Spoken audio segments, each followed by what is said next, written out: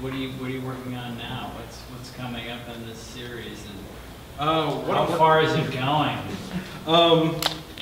What I'm working on now, I just turned in the copy edits for An Import of Intrigue, which is the sequel to A Murder of Mages. After that, the next thing that's going to come out is the first book of what's going to be the third Meridian series, which is called The Holmar Alley Crew. So I turned in a final draft of that to my editor. And that is set in the poorer west side of the city.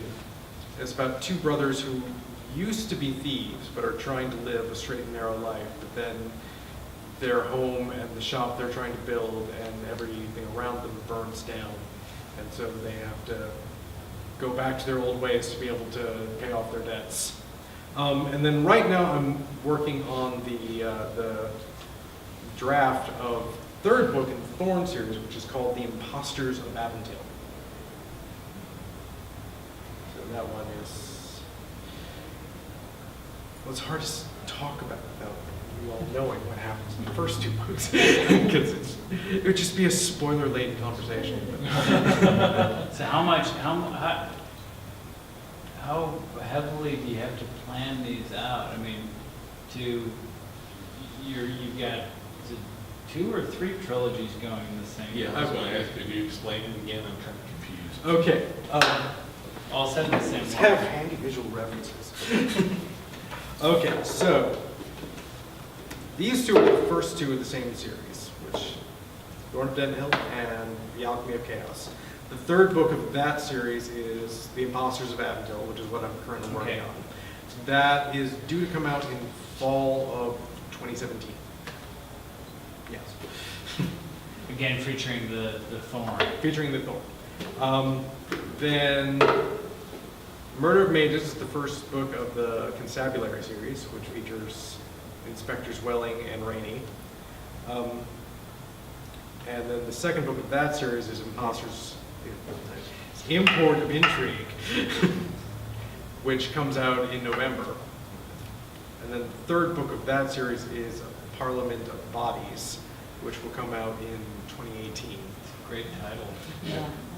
But you're saying that eventually all these are going to kind of dovetail together? All these will dovetail together. Interesting. But they're already taking place kind of in the same They- physical space. They take place all in the same city. They take place all essentially at the same time. I mean, you can read A Murder of Mages without having read Thorn of Dead and Hell, or vice versa. But if you read them both, then you'll notice little tiny threads of connection, and those threads get stronger with each one. So in a way, you're writing your own Thieves' world, right? So like you've got one world, all these different characters, they kind of show up in each other's stories maybe Right. a little bit? Yeah, cool. Is there an authority preferred reading order? Right now, if you read them in release order, that's the same as what did. But once Holver Alley comes out, then I'm going to have to start recommending a different than release order. And as more and more come out, then I'm going to have to recommend stranger and stranger convolutions.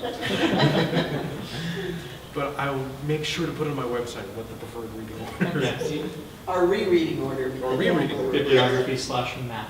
Yes. Yeah. You get easy. Sometimes. Your master's was in film, is that correct? I only had a bachelor's, not a master's, but yes, in film and video production. So do you see these turning into films? I would like that a lot. Who's your publisher? Daw. Is that the only publisher you've ever had? As far as his, a collection of short stories I was in, which is Ray Guns of Texas, which was put up by Phantom Association of Central Texas. And Monkey Brain, I think. Monkey Brain. I'm sure. No, So just by fact. that's the only other thing that I've been publishing. I have a question about your research. Okay. Since you're doing a lot of like narcotics and police work, like are you following cops around? Do you have like a buddy cop that you could be like, hey, does this actually make sense? No, I've never. So that should be a thing that I should do it, but no, though I do a lot of reading of like police procedural stuff, And so that's where the bulk of my, but I've never done like a ride-along or anything like that, but that would be so much fun. So how much time did you spend in just the creation of the world versus like the story making, the writing? Oh, the creation of this world has been long and convoluted. I think the very first work of world creation was done like in the mid-90s and just sort of, but it was always like world building without necessarily, I didn't have the story, I just kept building more of the world, and then I wrote this really terrible Trunks novel, which is that quintessential, go to each place on the map because I made the map, and therefore we have to go to each place. And it's terrible, and it will never see the light of day. So in realizing like I was trying to like sculpt a plot that fit going from place to place rather than having an organic plot that made sense, I then focused my attention on I decided to just pick one city and focus on both building up that city so I like knew it as well as a fictional city could be known, and then also find the stories that existed just in that city and get as personal and small with that as I could and let that be what drove where I was going. And then all these stories came You also, Yeah. As far as your plays, Chris mentioned that you're a playwright as well? Yes. Have you had plays produced here in town? I've had one full length that I produced and directed myself, which is called Slow Night at McLaughlin's, which is about three brothers who own a bar on the night where their father dies, and thus they and a family friend are the only ones in the bar. And I've had a bunch of short plays produced both at Frontera Fest and by Austin Scriptworks. So, and some of those have been fantastical or science fictional, but most of those weren't. Though probably the favorite one of those that I did involved these two scientists who are in a time loop, and it takes them a while to figure out they're in a time loop. I do this thing with Austin Scriptworks every year, and I still do it because I think it's good exercise for those playwriting muscles, which I don't get to use very often, where on a Friday evening they send out 3 rules, and you have to write a 10-minute play using those 3 rules, and have that done by Sunday afternoon. So that one, like the rules, I forget exactly what the rules were, but like something keeps being forgotten, and you had to use beginning and end of Finnegan's Wake. So I used that beginning and end of Finnegan's Wake because you know how it like ends in like with an incomplete sentence, and it begins with an incomplete beginning that supposedly loop into each other. So one of the characters explains the time loop like Finnegan's Wake. They're just like, what? So that one was my favorite one of those. Were there any other questions? Yes? Do you use Austin as your setting, or? No, it is a fictional set. The whole world is a fictional world that's filled with magic and has 2 moons. Thus, there's 2 moons on the cover of some of these. But it's all in one large magical metropolis. The city is called Meridain, and so we've been calling all of the books as far as overarching series title as just Meridain novels. And then we have separate titles for each of the series within that. What's your writing process? When do you write better, morning, noon, or night? Oh, I'm definitely a night writer. No. I try to write sometimes during the day, and not too much happens, and then at 11:30 p.m. suddenly my brain goes on fire, and then I have to write 1,000 words or something before I can go to sleep. And now that my son's in high school and we don't have to get him to school at 7:30 in the morning, that works so much better for me. Now that I don't have to get up at 6:30 in the morning. Yeah, I was just wondering, when you're not writing and things like that, what do you read? What do you like to read? I just finished reading. I just finished reading The Trader Baru Cormorant by Seth Dickinson. That was an incredible book. A lot of times whenever I'm reading any other fantasy novel, like I pretty much just like lifting up the hood and looking at the engine and seeing how they would. Yeah. With that one, I felt like I was a 1950s mechanic looking at a Tesla. It was, that book just blew my mind. It's science fiction, right? No, that's Very- fantasy it's also. fantasy. Though it's low fantasy because there's no magic in it whatsoever, but it is entirely a secondary world. And Had really rich prose style. I Yes. recall, huh? the other thing I read just before that was by an Austin writer, which is sort of a fantasy book, but not entirely. A book called Rules for Werewolves by Kirk Lynn, who is also a local playwright, a fantastic local playwright. And this book, it's written entirely in unattributed dialogue. Right. So you have to figure out basically who's talking entirely from context, but it works. Like it shouldn't work, it works. Wow. And it's right over there. Well done, yeah. And in fact, we're talking to Kurt right now about possibly staging it as a short play, a piece of it as a staging short part. play. Yeah. He's talking to us right now. Yeah, I mean, because he is a phenomenal playwright. He's probably one of the best playwrights who lives here in Austin, but well, him and Stephen Deeds. But.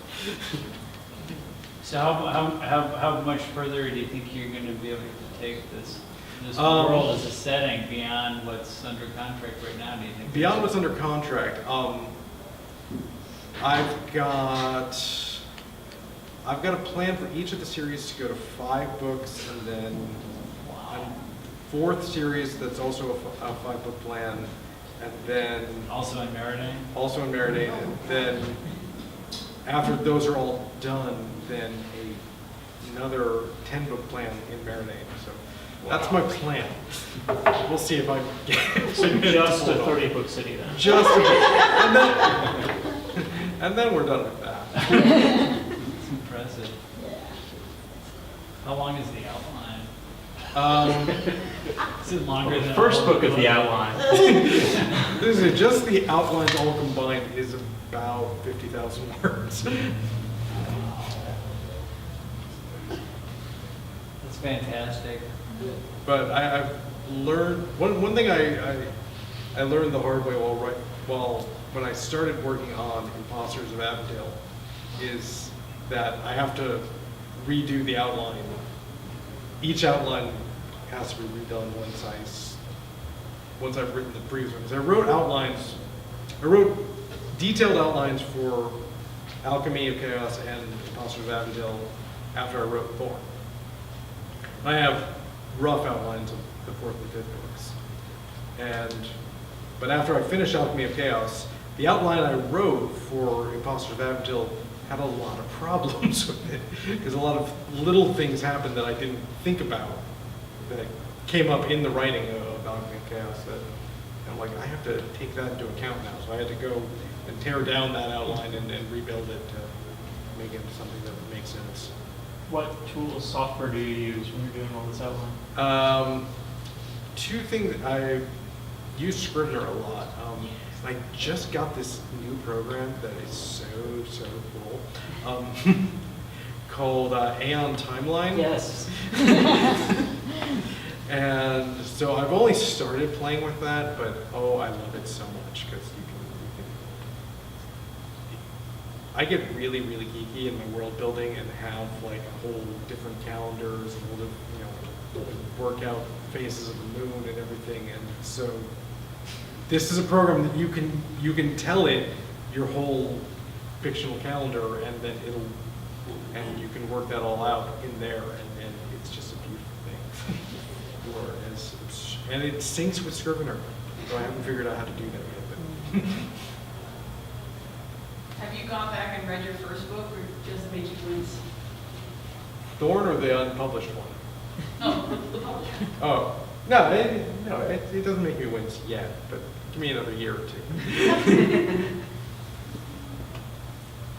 Though every once in a while, I'll have to go back and look through that, because just as I was writing a scene for Imposters of Chaos, Imposters of Avondale, and I'm like, okay, I have to have this. I'm like, wait, I need to make sure that that makes sense. Like I had to like, dig back through the other books to make sure that I wasn't making a massive continuity error. And I wasn't, so it was fine. Just get George R. R. Martin famous, and other people will maintain a wiki for you. And you can- Yes, that's the dream. When other people will do that work for you, and you don't even have to copy it anymore. They'll catch it for you.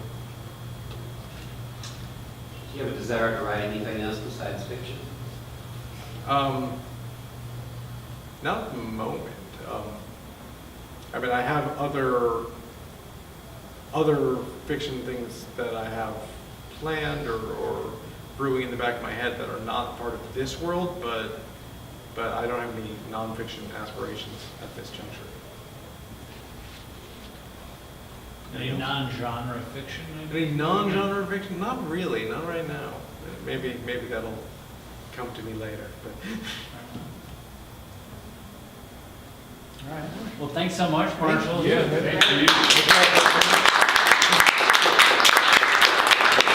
So, we have, things for me to sign if anything. yeah, we're gonna have